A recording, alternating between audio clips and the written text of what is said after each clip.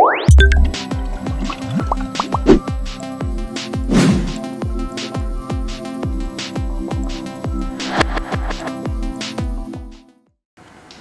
everyone, this is Ahmed Muntasir and welcome to the American Training Academy, the place where you will unlock your potential to achieve the best in your life.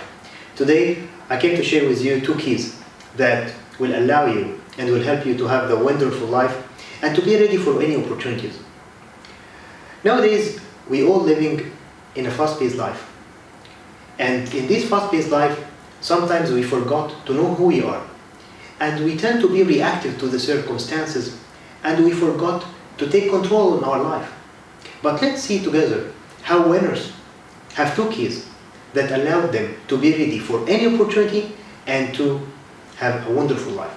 The first key is they know their strengths.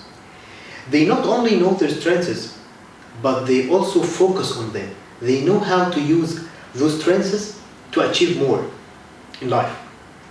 Second, they identify their weaknesses and they work on them on a daily basis.